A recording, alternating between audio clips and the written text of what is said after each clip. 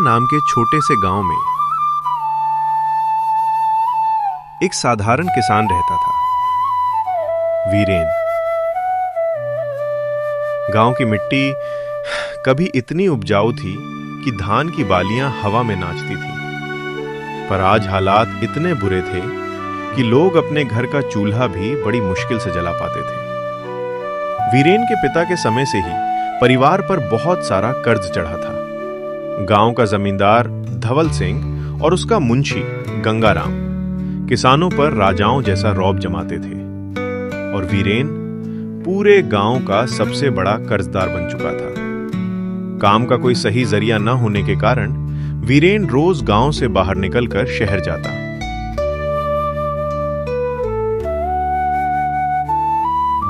भिखारी का भेष बनाकर भीख मांगता ताकि थोड़ा बहुत पैसा जोड़ सके।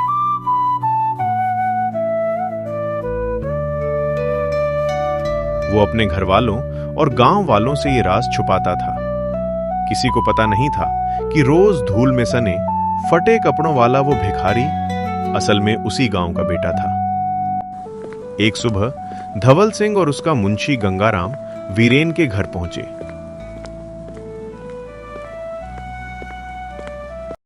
वीरेन, बाहर निकलो, आज तुम्हारे कर्ज का आखिरी दिन है। वीरेन सिर झुकाकर निकलता है। मालिक, थोड़ा और समय दे दीजिए, मैं कोशिश कर रहा हूं। कितना समय? तेरे खेत, तेरी बैल, तेरी बोरी सब ले चुके हम। अब ये झोपड़ी बची है, ये भी ले लेंगे।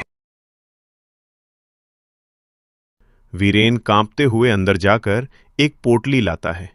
ये लीजिए, थोड़े पैसे हैं, अगला महीना बाकी चुका दूंगा। सिक्कों की खनक सुनते ही धवल और गंगाराम की आंखें फैल जाती हैं।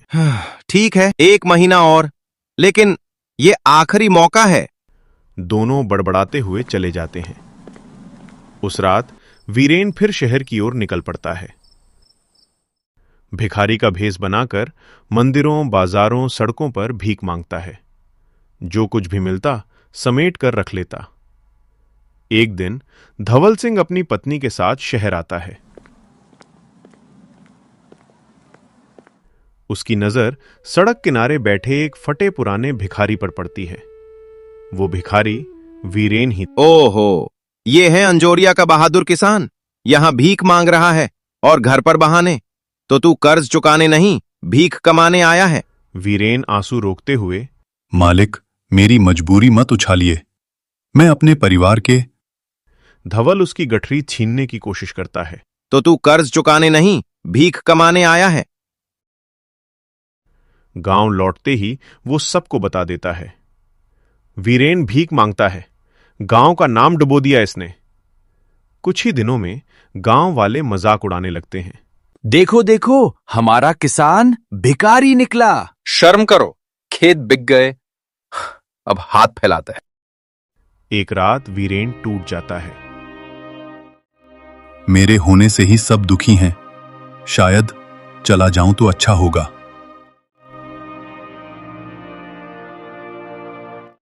और वो अंधेरे में गांव छोड़ देता है।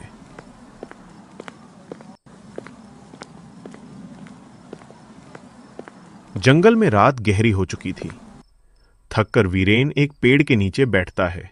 अचानक सामने तेज रोशनी फैलती है।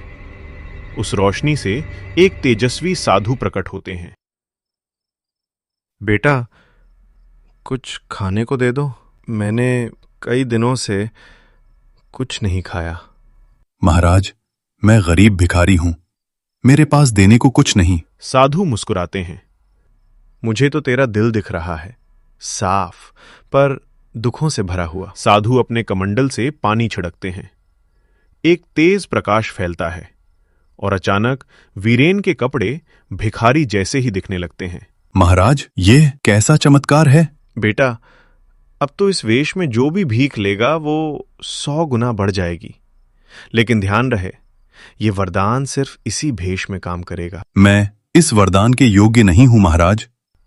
साधु उसकी हथेली पर एक सुनहरा सिक्का रखते हैं और अगले ही क्षण वो सिक्का 100 सिक्कों में बदल जाता है।